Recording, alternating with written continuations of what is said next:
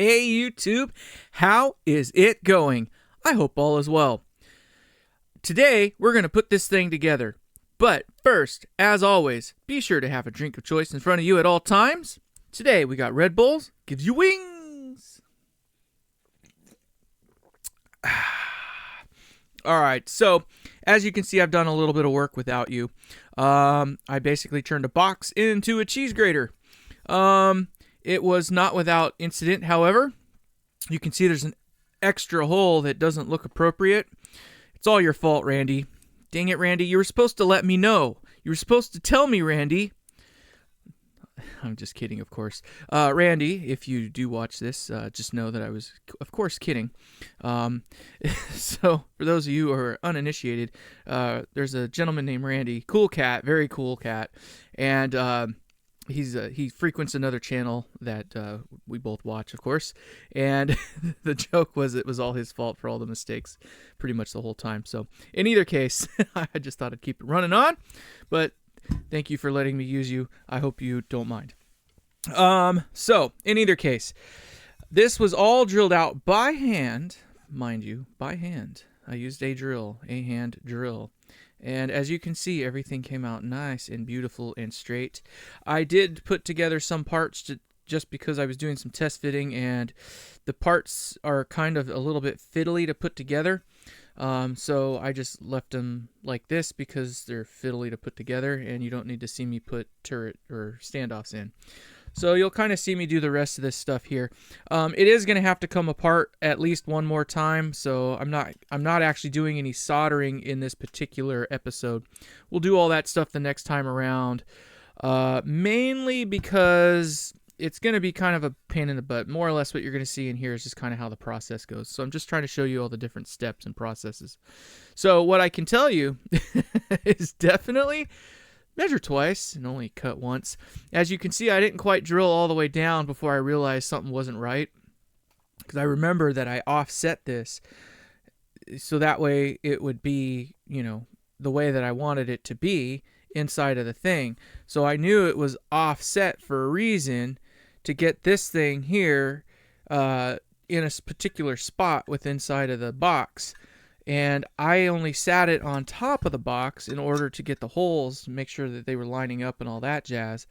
And then I marked down from the top where that would go. So it makes sense, right? Thinking, oh, it'll go in that way. No, it does not go in that way. It goes in like this. So that means obviously that the hole was in the wrong spot, because it would go in there like that.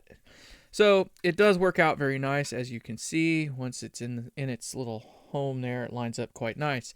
That is a ventilation hole. That was done on purpose. It is to let air flow into the box and ventilate the tubes. That's my story. I'm sticking to it. And it's still your fault, Randy.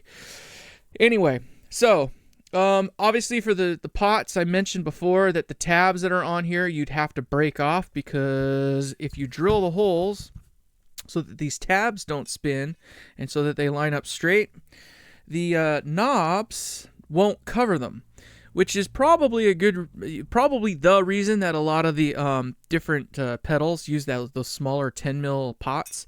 And it's because by the time you get that little pin in there to keep the pot from spinning, the knob will actually cover it. But in this case, the knob is not big enough to cover the entirety of the pot, so the little tab would stick out. So these tabs cannot stay on.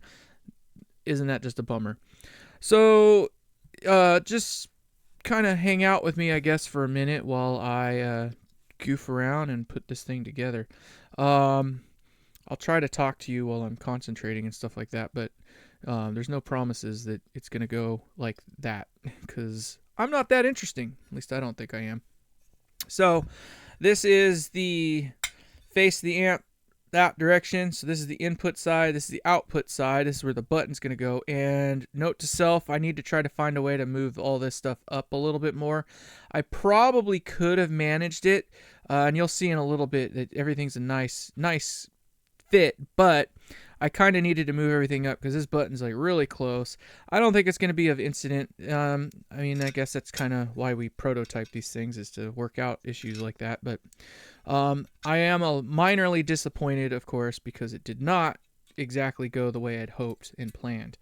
So it will work. There's a couple issues I think that I'm going to have with this thing.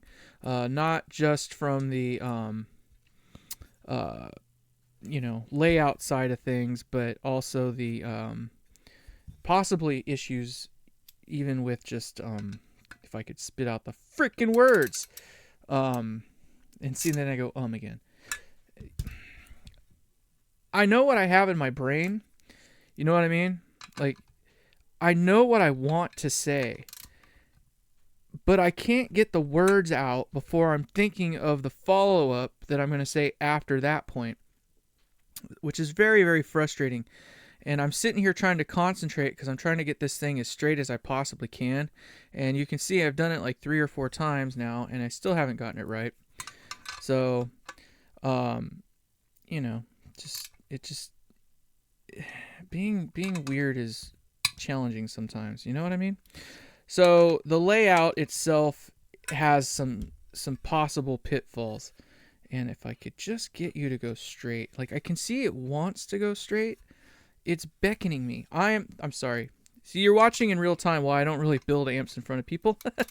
I'm anal retentive. I like things to be super straight. And I will literally do it until it is right. I can't let things not be correct.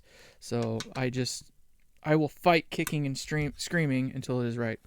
So this guy here, the point that I was getting to earlier before I went on, was that it's really, really close. It would have been nice to get it up just a little bit higher. I didn't want to get it up too high because I do have to put the cover in, and I didn't want the cover to hit the little, this little part right here. So that was about as high as I could get it up and kind of be semi-reasonable, I guess, without having to get crazy and chopping these things down as well. But what that means is that this sits literally just above the pots. And what I mean by just above the pots is I mean literally just like kind of hovers there right above them.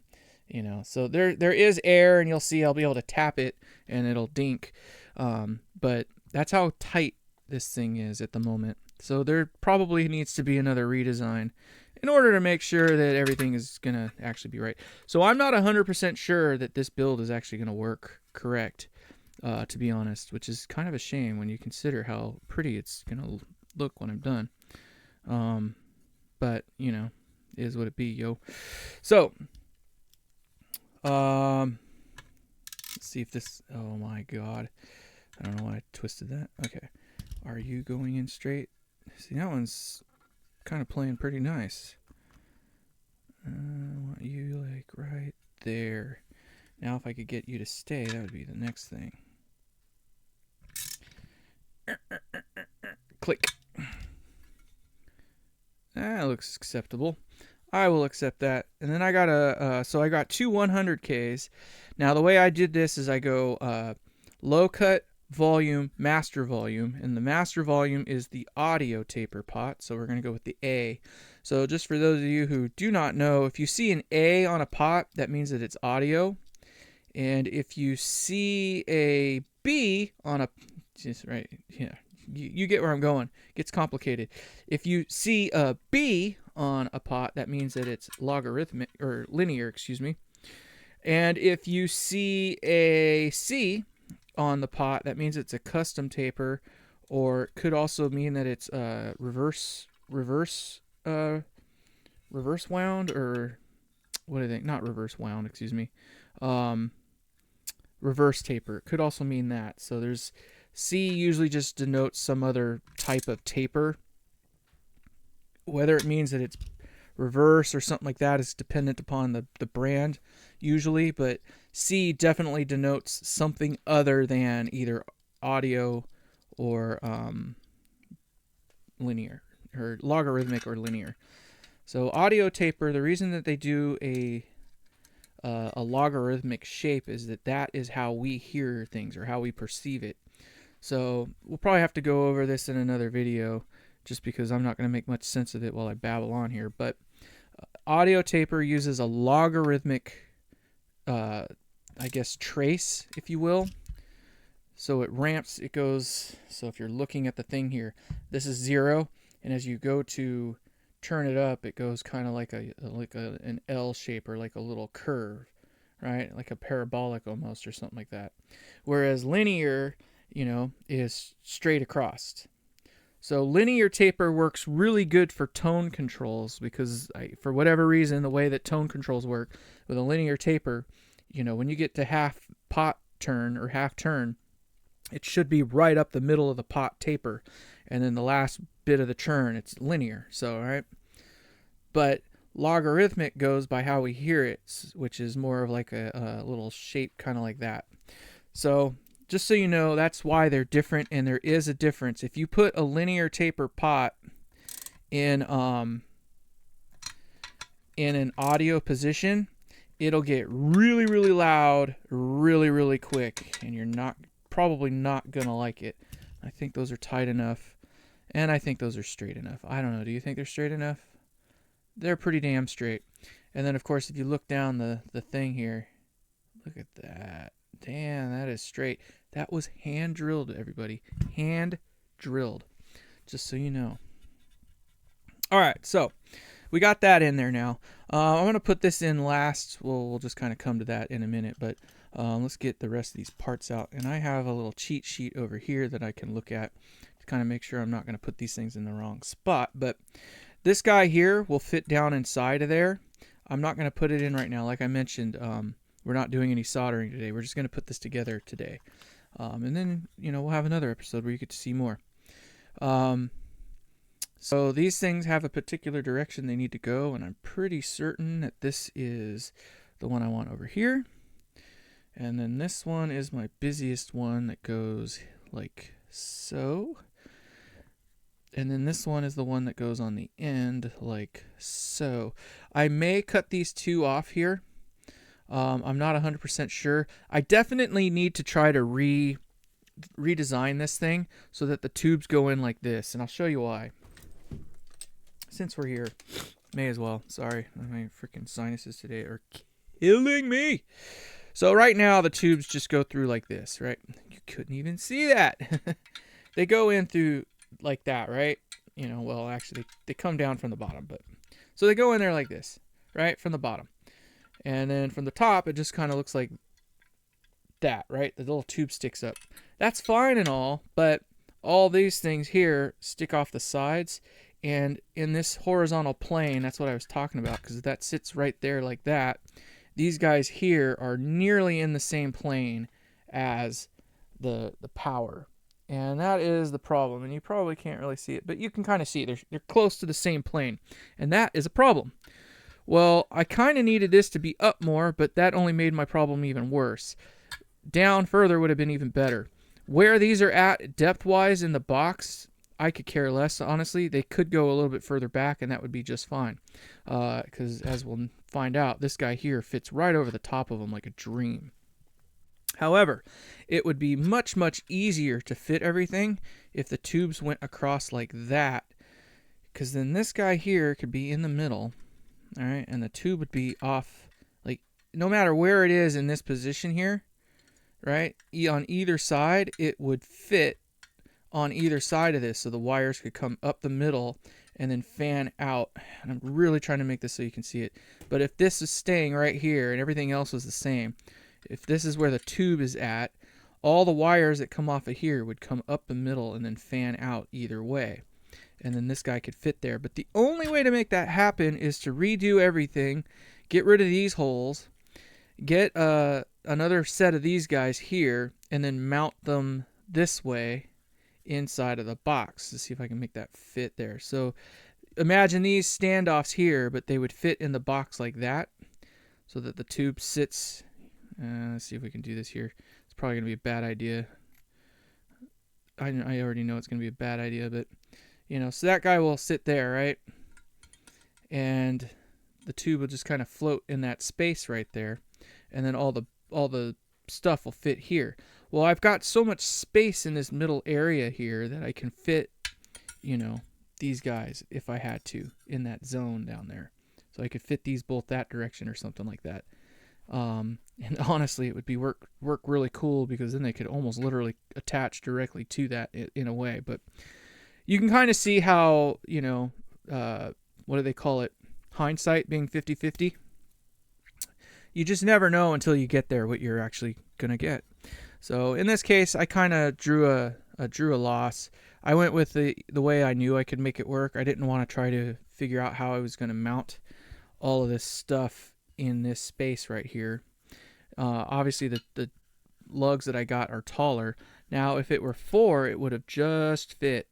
If I got one of these with only 4, and they do make them, they make these with 4 on it, it would make the wiring a little bit more complicated, mainly because I have less things on each one to work with, but I could do it. I just have to do it. That's the challenge, right? My apologies. I'm trying to maintain my volume level too on the mic, and I realize I'm being a little bit quiet, which isn't helping anything. But in either case, moving on. So pretty sure this guy goes here. Looks like it does. So that'll go there. The one with the 4 goes in the middle, and I gotta keep in mind the orientation of these things because I put them in different directions, and then that's gonna go like that. So the way I did it to try to get as much depth on the tube as possible is I put this on top of these guys, which makes it a little bit challenging to put together, because of course it does. So the way I have to do this is kind of like so. I get one side kind of started here.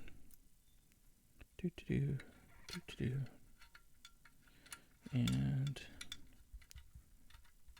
like that. Then I get the other side.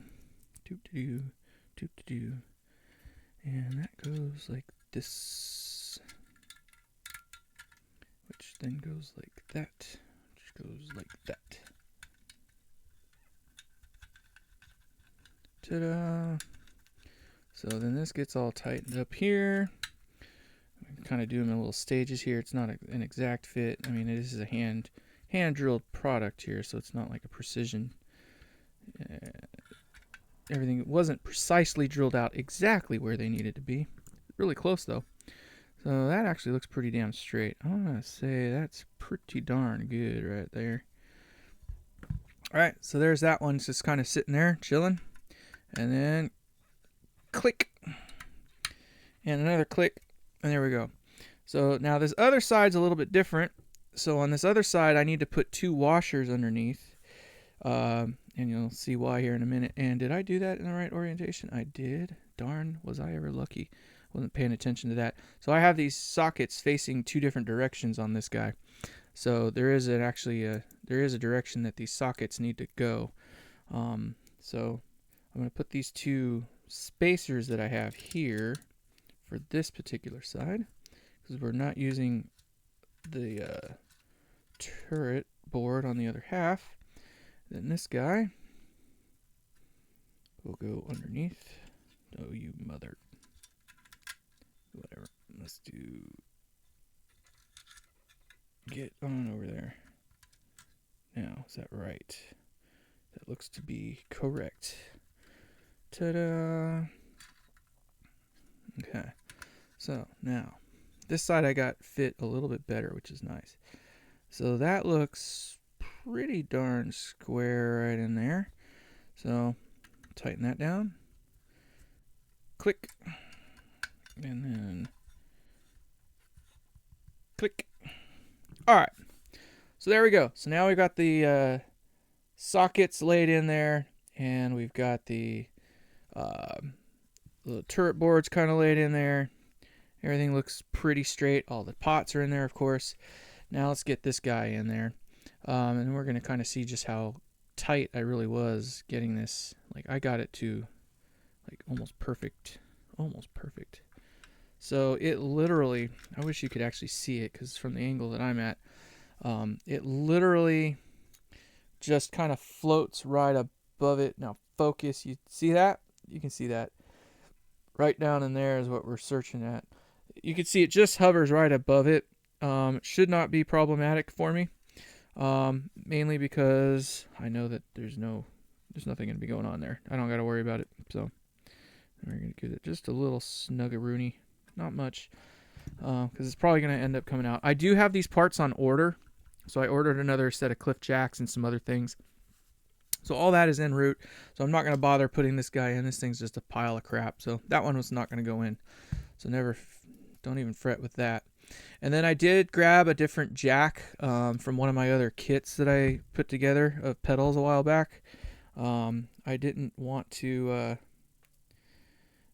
use that other one I had, even though there's really nothing wrong with it. But I decided I didn't want to use it, so there. And then I like getting them pretty low. Now that is a me thing. Here, I'll get that in your view there. I like having them nice and low on the board, if you wouldn't mind. Thank you. Some people like them a little bit higher up, and I don't like using those plastic shields that they come with, those plastic insulators or whatever. My finding with those plastic insulators is that they just, and then of course it's going to spin underneath there, because why wouldn't it? So those plastic insulators just, they squish, and they squish for a reason, and I don't like the reason. So you can see there how it's going to fit in there. So this will work out quite nice, methinks.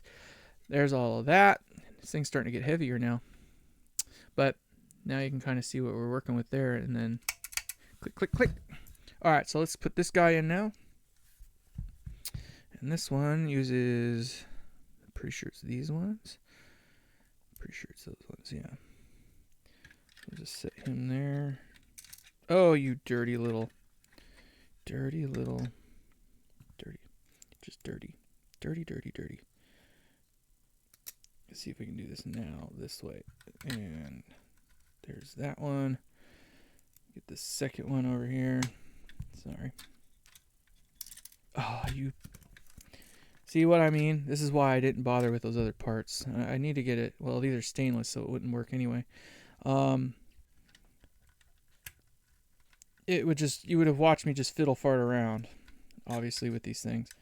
So I didn't want you to have to watch me fiddle fart around with these. So click, click, nice and toit like a tiger. So you can just kind of see now what I'm working with there, how tight it kind of is in this space. And then you can just kind of see that there's a little bit of air in there on this. So that's it tapping it. So I do need to put some insulator down there. Now, what I was going on about earlier when I was trying to get the words out and couldn't spit them out was this part exactly right here, being so close to the pots. Now, technically, the pots do carry signal, and this is the volume right underneath it right here. So it is possible that it'll be susceptible to noise. Now, the objective behind the pot, the backside of the pot there, is to shield, obviously, from that kind of stuff from happening. So hopefully it doesn't have any problem. Any noise that does exist on this thing is supposed to be out of the audible band, so it shouldn't have a problem. Of course, there's only one way to know, and that's to finish putting it together. But you can just kind of see how tight things are going to be in there. I don't even think I can fit these things in there if I wanted to at the moment. But that's not the point. We're just kind of seeing how this is all going to go together at the moment. So to give you an idea of how things go together on the back side, this guy here is obviously drilled, ready to go on. And it just lines up right there on the back of the box, which we will then use these guys here. Oh my God. Murphy, you little brat. All right, so ta-da. And then we go to this other corner over here. Ta-da. And I'm just going to do 2 corners. I'm not even going to bother doing the whole thing. So and I'm not going to put the tubes in. These tube sockets are very, very tight. Tight like a toiga. And they don't really just let the socket pull right back out. I'll tell you right now, this thing is not meant to be like doing tube rolling with. When I redesign it, perhaps I'll try to make it a little more, ready for that kind of stuff. But you can hear, well, maybe. Oh, I never tightened those up. That's what it was too. So there we go. So there it is, all put together. You can see there that lines up real nice like in the middle of the hole. Damn, I do good work, don't I? And then of course the tubes will just kind of, like I said, I'm not going to put them in all the way, but, you know, they'll just kind of sit in there. They'll sit in there like that. All right. And, of course, they go down a little bit further, but that is where they'll sit. They got their nice little protector on there. Click, click. Rock and roll, baby. I'm not sure what these washers were for. I don't think I need them, actually. But they will go there. So, yeah. Oh, there goes the tube. Yeah, that's one of my beaters. I've mentioned in another video before that you should probably use beaters for your stuff. This is a 12HE7, but it is one of the ones I beat. You want to talk about an NOS tube? This thing here I've had probably for... I can't even tell you how long. It doesn't have a date code on it, but this one's old. Groove Tubes, I don't even really think they're in business anymore, at least not at a high level. But I got that back when it was like their heyday, so early 2000s maybe. So that thing's probably at least 25 years of age. I had an individual damn near attack me. I'm going to say he pretty much attacked me. There was a video that came out, or a post, like a short or something like that, talking about, you know, NOS tubes being like the next thing to, you know, like the next best thing since sliced breads, how awesome they are and stuff like that. And I was like, I didn't attack anybody. I was just like, you know, I don't believe in that hype. You know, the idea of spending $100 on some tube that was made once before for 25 cents and sat on a shelf for 50 years, you know, and in dwindling supply, it's like you're basically bankrolling this whole idea that this tube is going to be great, but there's no guarantee that it's going to work. So when you get it, oh, you motherfucker. Freaking spam, get the hell out of here. Sorry, I don't do the spam bit.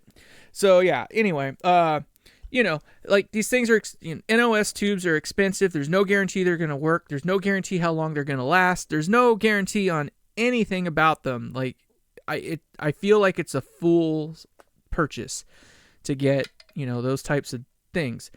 And this guy's like, this guy responded to me saying that was the most idiotic thing he'd ever heard in his life, and that, you know, I'm an ignorant fool for even, you know, thinking that modern tubes can compare to, you know, these, you know, NOS vintage tubes and stuff like that. And I was just like, kind of like, whoa, bro. But so I responded back. Something was a little long, but it just kind of rolled out more of the history, just kind of, again, affirming my point. My whole thing is one of my biggest pet peeves is arguments without empirical evidence. So if I present an argument saying like, this is how it's supposed to be, I'm usually going to tell you X, Y, and Z why it should be that way. Like, you know, hey, this is what I prefer. Here's why. And then I'll give some sort of factual evidence of something to support the reason, right? That's the idea, at least I feel. When somebody goes back, you're an idiot, you're just freaking wrong, just stop. Like, that annoys the hell out of me, because it doesn't provide anything other than argument for argument's sake. There was no empirical evidence. There was no reason. It's just, you're wrong, don't do that. So this guy's response kind of irked me a little bit. So I sent a thing back saying, you know, like, I think it's kind of ignorant to believe that a tube that has been sitting around for 50 years is that much better than a modern day tube when there is no guarantees, and knowing that there's a dwindling supply of them. You know, they're not going to be around forever, period. They're not going to be around forever. And if you use it, you lose it. That is to say that you can buy all the NOS vintage tubes that you want. That's great. You're going to be sitting on a very expensive pile of glass, because at some point, they will go bad. They will go bad at some point. And there's not even a guarantee that all of the ones that you have stashed around are going to be good. I'm a prime example of that. Can you imagine how I might know? I'm older than I sound, and I'm much older than I act. So I've been playing guitar for a little over 30 years now. I think I've told you that before in a few other videos, but a little over 30 years now. And my father does a lot of, you know, mechanics and stuff like that. So was heavy into stereos and all that jazz. He's got a stash of these tubes sitting around. I'm not kidding. RCAs, Bugle Boys, Philips, Like all that stuff that you want. Everybody, the stuff that you want. I've got probably 50 or 60 of these things in a box with my name on it. And I have a few literally in my possession right now. I'm not going to drag them out because there's no point, but we know what they look like. And I'm going to be the first to say it. They do sound different. I don't think they sound better. And they're not in any of my amps because there are issues with them. I have an RCA that is a little bit noisy. I have one that's just really, really low output. I just have, like they're not better. They're just different. The only thing that makes that tube as good as it is you have to think of how long that thing has been around. It was that good when it came off the showroom floor or off the production line, right? It's been sitting on a shelf for the last 50, 60 years. It has to be good. All the ones that freaking didn't last that long and have already been burned through aren't. Now, the only reason there's that many of them out and available now is because at one point they were making them en masse because everything used a tube. Your television, your radio, your car stereo. I mean, anything. Your guitar amplifier, your just everything used a tube if it produced any kind of sound or even some sort of, video, right? TVs. So that's the only reason that they're still around today is at one point the transistor took over. So everything used a tube at one point, and then the transistor took over, and next thing you know, there's a surplus of these things. Like they couldn't get rid of them once the transistor took hold.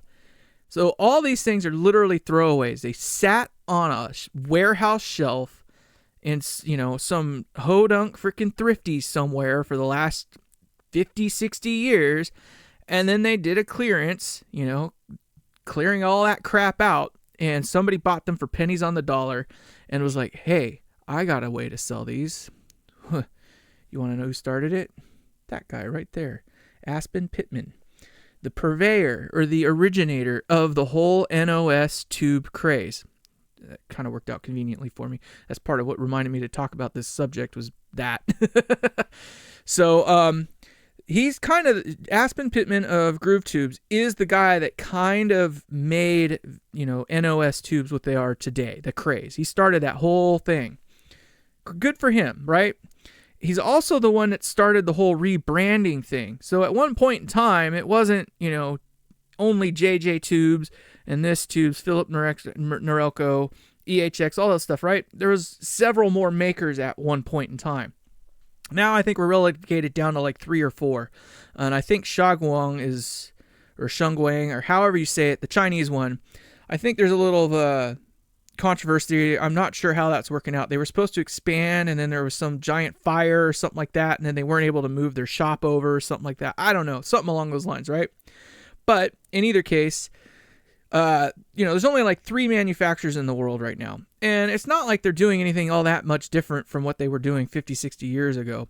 Maybe some of the products that we use now are more regulated. So there's like a particular type of cleaner or some other type of coating that they would put on these things that isn't available now that was then, that maybe makes them inferior, but they still make noise. I mean, they're still hi-fi level. And it's the audiophile, community is kind of living proof of that. Granted, they're probably going out and buying as many vintage tubes as they can. Obviously, that they're not because they are making modern tubes specifically for this group of people, and they are buying them. So these new tubes are not bad.